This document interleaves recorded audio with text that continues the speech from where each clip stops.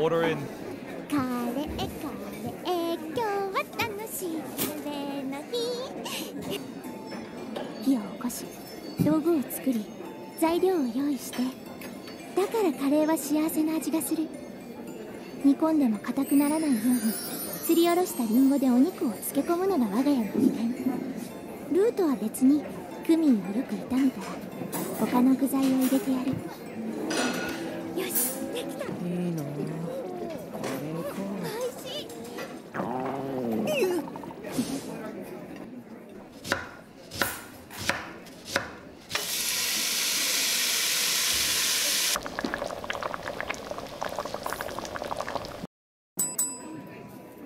Orders up, service please. What's going on, guys? Welcome back to Anime Kitchen, the show where we bring the food of anime and other media to life. This week's menu item is Kare Raisu, or Japanese curry rice from Mawaru Penguindrum. This is a delicious and heartwarming dish made even better by the fact that we're going to turn this into a one-pot recipe.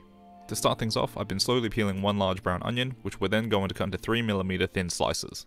Now, I'm cutting the onion pretty thin today because Kate doesn't like big chunks of onion in her Japanese curry, so you can cut this thicker if you want. Either way, once the onions are all sliced up, we're going to set these to one side onto a plate while we focus on our other veggies.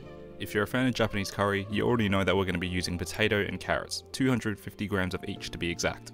We're going to prepare them by first peeling off all of the skin, and then for the carrots we're going to first remove the tops and ends before cutting them into angular and even sized chunks. This is achieved by cutting the carrots at a diagonal angle, then rotating the carrot into a different position like so, and then we're going to make another cut at a slightly different angle. By doing this, we're getting various shapes into the curry, which will help give the dish a bit more variety and texture. Similarly with the potato, we're going to cut it in half lengthways and cut each of those halves lengthways again before repeating the same angular and rolling cutting technique we used for the carrots until we get even sized but irregular shaped chunks. Now we're going to set the carrots to one side with the onions and reserve the potatoes in a bowl of water to remove some excess starch. Next up, we've got 500 grams of rump steak that we're going to cut into bite-sized pieces. Somewhere around 2.5cm cube works really well for this. While dicing up the beef, you want to make sure that you're removing any connective tissue that you find, as this will get very chewy when it's cooked. And if you want to, you can also remove the excess fat from the steak, but you know, you could also just love yourself and leave it on there. No judgment, just saying. Place the diced up beef into a mixing bowl, and now it's time to use Ringo's family's secret ingredient, an apple, which is actually quite a commonly used ingredient in Japanese curries. Ringo says that to make the meat extra tender, her family seasons the meat with ground apple. So we're going to peel a sweet eating apple like this pink lady before cutting it into wedges, and then we're going to grate this over our beef. Give everything in the bowl a good mix so that the apple is evenly distributed amongst the beef, and then this is getting covered in plastic wrap before being placed in the fridge to marinate for 30 minutes to 1 hour, and after that time it's going to look something like this. Exactly the same.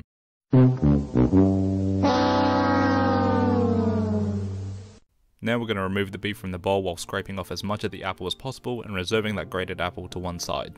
Moving over to the stove, we're going to heat up 1 to 2 tablespoons of oil over high heat, and once the oil is hot and shimmering, we're going to throw in the beef and let this cook for a few minutes, stirring occasionally or until all the sides of the beef have been browned. Then once all the sides of the beef have been browned, we're going to transfer them onto a plate and return the pot back onto the heat, and now we can focus on making our curry roux. Turn the heat down to low and add in 40 grams of unsalted butter into the pan. Let the butter completely melt and start to get foamy, and then we're going to add in 40 grams of all-purpose flour into the pan. Stir this together until it becomes one homogeneous yellow paste, and now it's time to get yourself comfortable because we're going to be here for the next 10 to 20 minutes constantly stirring the roux to make sure that it doesn't burn and it can properly darken. Now, how long you actually want to cook this roux for is completely up to you. The darker you make it, the darker your curry will look when it's finished cooking. Personally, I like to cook it for about 15 minutes or until it reaches this beautiful caramelly like colour.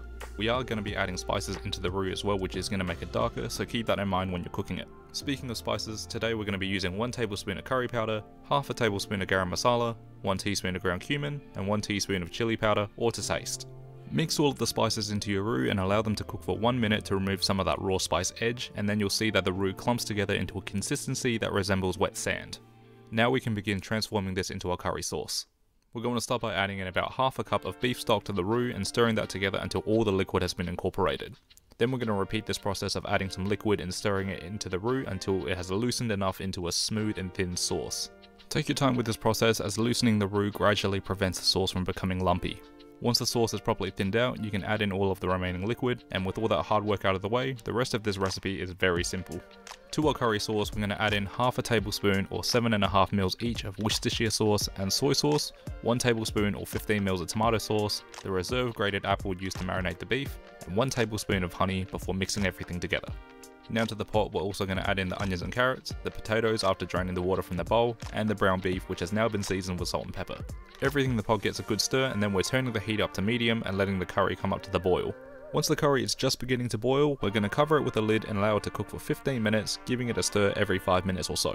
After 15 minutes, we'll remove the lid from the curry and allow that to cook for an additional 10 to 15 minutes or until it's thickened to our liking and the potatoes and carrots are cooked through and a knife can be inserted into a piece without any resistance. Now I'm going to do that thing where you blow on food for like 2 seconds thinking that would be fine to put in your mouth before inevitably this happens.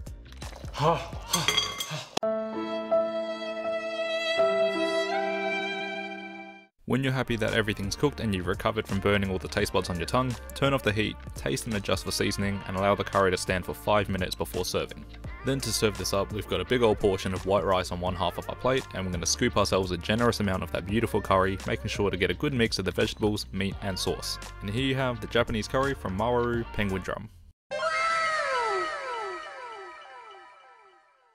Just based on looks, I feel like we've nailed the brief today, but let's go ahead and taste this. This is everything you'd expect and want from a plate of Japanese curry rice. You've got that luscious, creamy texture from the curry sauce, it's not too spicy and has a pleasant background sweetness from the additions of the apple and honey. You've got the beef, which is tender, savoury and fatty, but not too fatty because you've also got the onions and carrot which provide more sweetness to help cut through all that richness. Finally, you've got the potatoes which have become big carby sponges that absorb all of that delicious curry sauce. Ringo talks very highly of Japanese curry in the anime, and it's very clear why she does. This dish is hearty, warming, and it just makes you feel happy inside, and it's definitely a recipe that you should try making at home for yourself. As always my friends, thank you so much for watching today's episode. If you enjoyed it, let me know by dropping a like down below, and let me know in the comments what food from anime and other media you'd like to see me recreate in the future. Subscribe to the channel for a new menu item every single week, and until then, pull up a chair, unfurl that napkin, and I'll see you in the anime kitchen. Cheers.